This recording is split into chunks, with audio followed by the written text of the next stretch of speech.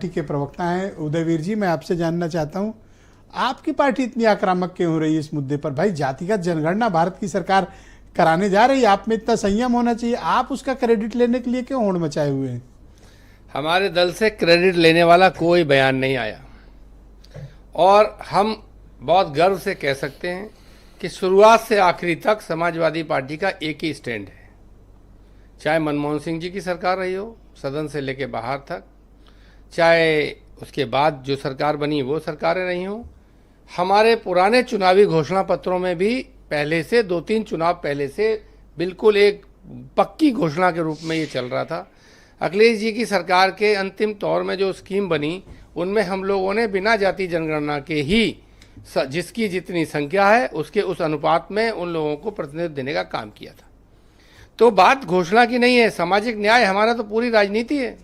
जिसे लोग जातिवाद कहते हैं, जातिवाद वो होता है जो जाति का प्रयोग करते हैं अपना प्रभुत्व और विशेषाधिकार बचाने के लिए, और जब जातियां इकट्ठी होती हैं अपने अधिकार को सुरक्षित रखने के लिए, संवैधानिक अधिकारों को प्राप्त करने के लिए, तब उसे वो सामाजिक न्याय बन जाता है। ये किस परिप्रेक्ष्य में आप कह रहे हो? नहीं, जो भी लोग कह रहे हैं अभी वर्तमान परिप्रेक्ष्य, भाजपा के प्रवक्ता अभी बहुत सारा ज्ञान दे रहे थे, कह रहे 2 जात की पार्टी, 42% वोट है समाजवादी पार्टी की, अपनी जो 63 सीट लड़ी है उन पे। किसी 2 जात का 42% वोट होता है क्या? अपने गले की हड्डी है कि आप जब सामान्य वर्गों में जाते हो तो उन्हें उकसाते हो, भड़काते हो, उनको कहते हो कि तुम्हारा जैसा चल रहा था सदियों से वैसा ही रहेगा, और लोकसभा में जाते जाते सबका साथ सबका विश्वास नारा दे देते हो। प्रधानमंत्री बताने लगते हैं सदन के अंदर कि मैं पिछड़े वर्ग का हूं, कोई और कह दे तो कहते हैं जातिवादी हैं। आप कह रहे थे आंतरिक आंकड़ा देख लो ना, लोकसभा में 37 सदस्य हैं, 63 लोकसभा लड़े लोग हैं, देख लो जातिगत आंकड़ा। और आप अपना आंतरिक आंकड़ा देखना चाहते हैं तो ये देख लो कि जिनको डिप्टी सीएम बनाए हो क्या उनका सम्मान बचा है? क्या बोल सकते हैं? अरे सेकंड इन कमांड है। हाँ, चिट्ठी लिख देते हैं, उसमें जांच नहीं होती है। लिखा था ना शान अवध की जांच के लिए, हुई चिट्ठी? अरे एक आध मामले में नहीं हुई ऐसी बात थोड़ी है। तो सवाल ये है हमारे लिए, आपके मुद्दे की हवा निकाल दी। नहीं, कोई हवा नहीं निकली है। सामाजिक न्याय का मुद्दा है और हम चाहते हैं कि सामाजिक न्याय का मुद्दा सुलझे, उसके लिए लोगों को हक, हिस्सा, भागीदारी मिले।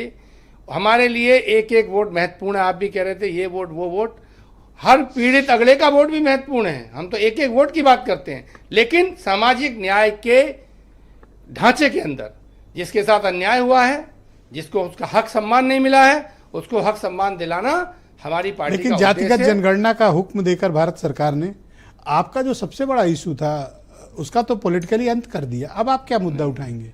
जब आपने मुद्दा उठाया, चलो हो गई गणना, अब बताओ। गणना तो महिला आरक्षण भी मिल चुका है, सेलिब्रेट भी हो चुका है महिला आरक्षण।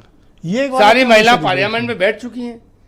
भाजपा जैसे शेल कंपनी बना के लोग रख लेते हैं, क्या जैसे शेल कंपनी, फर्जी कंपनियां बना के रख लेते हैं और जब जरूरत पड़ती है तो उनमें पैसा डाल के जिंदा कर लेते हैं, इस तरह मुद्दे खड़े करके ठंडे बस्ते में डालती है। बहुत शुक्रिया। जो पुराने मुद्दे उठाए, धन्यवाद। हमारे लिए ये मुद्दा जैसी आखिरी बात है, न क्रेडिट लेने का है, ये सामाजिक न्याय का मुद्दा है।